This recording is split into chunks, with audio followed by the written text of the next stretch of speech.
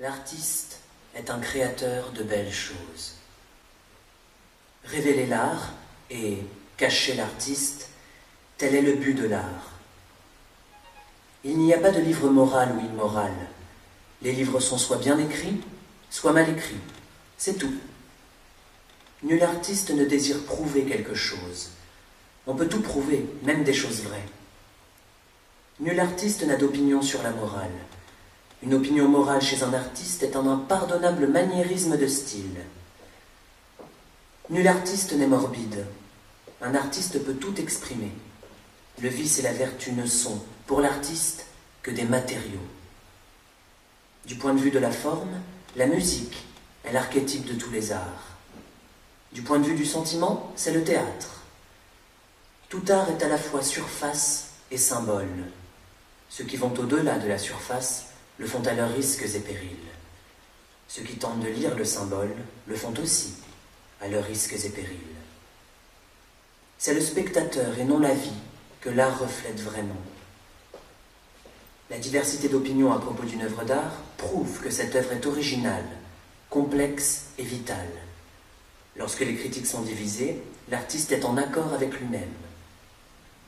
On peut pardonner à un homme de faire une chose utile, tant qu'il ne l'admire pas. La seule excuse qu'il a pour faire une chose inutile, c'est qu'il l'admire intensément. Tout art est parfaitement inutile. C'est ta plus belle œuvre, Basile, ce que tu as fait de mieux. Tu dois absolument l'exposer à Grosvenor l'année prochaine. Il ne faut pas que tu l'envoies à l'académie, elle est trop fréquentée et trop vulgaire. Chaque fois que je suis allé là-bas, il y avait tant de gens que je ne pouvais même plus voir les tableaux, ce qui est affreux. Ou bien tant de tableaux que je ne pouvais même plus voir les gens, ce qui est pire. Je ne pense pas que je l'exposerai. Mais pourquoi cela, mon cher? Parce que les peintres peuvent être farfelus. Vous êtes prêts à tout pour obtenir une réputation, et dès que vous l'avez, vous vous empressez de vous en défaire. C'est parfaitement stupide. La seule chose qui soit pire que d'être le sujet des conversations, c'est de ne pas l'être. Je sais que tu vas te moquer de moi, Harry, mais je ne peux vraiment pas l'exposer. J'y ai mis trop de moi-même. Trop de toi-même? Oh, oh, oh, ma parole. Basile, je ne te savais pas si vaniteux. Je vois aucune ressemblance entre toi et ce jeune Adonis. Enfin, mon cher, c'est un narcisse. Et toi, évidemment, tu as l'air intellectuel et tout ça, mais la beauté, la vraie beauté, s'achève au nez tout intellect. L'intellect est en soi une caricature, hein, et détruit l'harmonie d'un visage. Ton jeune et mystérieux ami, dont le portrait me fascine, ne pense jamais, j'en suis tout à fait sûr. Ne te méprends pas, Basile. Ne lui ressemble pas. Tu ne comprends pas, Harry. Bien sûr que je ne suis pas comme lui. Je le sais parfaitement. D'ailleurs, je ne voudrais pas lui ressembler. Oh. C'est la vérité. La supériorité, quelle qu'elle soit, est une malédiction. Ta fortune et ta noblesse, Harry, mon intelligence et mon art pour ce qu'il vaut. Sa beauté pour Dorian Gray. Nous souffrons tous de ce que les dieux nous donnent. Dorian Gray. C'est son nom? Oui, je ne comptais pas te le dire. Pourquoi cela? Oh, c'est difficile à dire. Lorsque j'aime immensément quelqu'un, je ne dévoile jamais son nom. J'aurais l'impression de renoncer à une part de lui. J'ai appris à aimer le secret. Quand je quitte Londres, je ne dis à personne où je vais. Si je le faisais, je perdrais tout mon plaisir. Je suppose que tu trouves tout cela passablement ridicule. Ah, pas du tout. Et je crains de devoir m'en aller, Basile. Mais avant, je veux que tu me dises pourquoi tu refuses d'exposer le portrait de Dorian Gray. Et je veux la vraie raison. Je t'ai donné la vraie raison. Absolument pas. Tu m'as dit que tu y avais mis trop de toi-même. C'est puéril. Harry, j'ai bien peur que tu ne puisses pas vraiment comprendre. Peut-être même que tu ne me croiras pas. Je peux tout croire, pourvu que ce soit incroyable. Il y a 2 mois, je suis allé au salon de Lady Brandon. Au bout de 10 minutes, j'ai senti que quelqu'un m'observait. Je me suis retourné et j'ai croisé pour la première fois le regard de Dorian Gray. J'ai pâli à sa vue. Une étrange sensation de terreur s'emparait de moi. J'ai su que j'étais face à un être dont la simple personnalité était si fascinante que si je l'y autorisais, il absorberait mon âme tout entière, mon art lui-même. J'ai eu l'étrange sentiment que le destin préparait pour moi d'exquises joies et d'exquises tristesses. J'ai eu peur. Et soudain, je me suis retrouvée face à ce jeune homme, dont la personnalité m'avait tant troublée. Nous étions si proches que nous nous touchions presque. Nos yeux se sont de nouveau rencontrés. À ce moment précis, Lady Brandon fit son apparition pour nous présenter.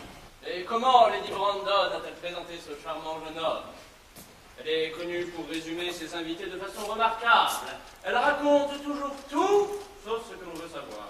Oh, elle a dit quelque chose comme... Charmant jeune homme! Oh, sa pauvre mère et moi étions inséparables. Oh, j'ai oublié ce qu'il fait, je crains qu'il ne fasse pas grand-chose. Ah si! Il joue du piano, ou bien est-ce du violon, cher Mr. Gray? Nous n'avons pu nous empêcher de rire et nous sommes devenus amis. Commencer une amitié par un rire n'est pas mal du tout. C'est aussi ce qu'il y a de mieux pour la rompre. Tu ne sais pas ce qu'est un ami, Harry, ni ce qu'est un ennemi d'ailleurs. Tu aimes tout le monde, ce qui signifie que tout le monde t'est indifférent. Voilà qui est très injuste. Je sais reconnaître la valeur des gens. Je choisis mes amis pour leur beauté, mes connaissances pour leur bon caractère, et mes ennemis pour leur intelligence. J'aurais dû m'en douter, Harry, mais cela signifie que je suis tout au plus une connaissance à tes yeux. Tu es bien plus qu'une connaissance, mon cher. Et bien moins qu'un ami. Parle-moi plutôt de Dorian Gray. Le vois-tu souvent? Tous les jours. Je serais malheureux si je ne le voyais pas tous les jours. Il m'est devenu absolument nécessaire. Incroyable. Moi qui pensais que ta seule obsession était ton art. Il est mon art à présent. Sa personnalité m'a inspiré un tout nouveau style. Dans ce cas, pourquoi refuses-tu d'exposer son portrait? Parce que, sans le vouloir, je l'ai confusément teinté de cette étrange idolâtrie artistique. Et je ne livrerai pas mon âme au regard inquisiteur d'un monde superficiel. J'y ai mis trop de moi-même, Harry. Les poètes ne sont pas aussi scrupuleux que moi. Ils connaissent bien l'utilité de la passion dans une publication. De nos jours, Un cœur brisé est un succès de librairie. Je pense que tu as tort, Basile. Je ne débattrai pas avec toi. Seuls ceux qui ont renoncé à leur intellect débattent. Parle-moi plutôt de Dorian Gray. Est-ce que Dorian Gray t'aime beaucoup? Il m'apprécie. Je sais qu'il m'apprécie, et pourtant il est terriblement négligent. Et il semble prendre un plaisir extrême à me faire de la peine. Tu sais, Harry, j'ai le sentiment d'avoir donné mon âme tout entière à quelqu'un qui la traite comme une fleur à mettre à sa boutonnière. C'est une parure qui flatte sa vanité, l'ornement d'un jour d'été. En été, les jours sont plus longs, Basile. Peut-être que tu te lasseras plus vite que lui. Ce que tu me racontes là est une romance. Une romance artistique, bien sûr. Mais le propre des romances de toutes sortes est de nous ôter tout romantisme. Un jour, tu regarderas ton ami et tu t'apercevras que ses traits ne sont plus dignes de la toile. La nuance de couleur de sa peau te déplaira ou autre chose de ce genre. Tu le lui reprocheras intérieurement, avec amertume, et tu penseras très sincèrement qu'il a fort mal agi envers toi. Non, Harry.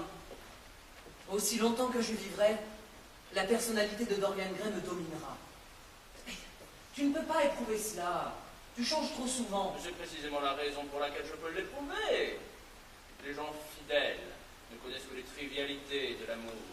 Ce sont les infidèles qui en connaissent les tragédies.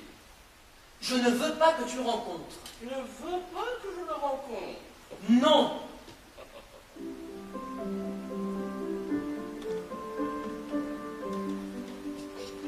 Monsieur Dorian Gray attend la porte, monsieur.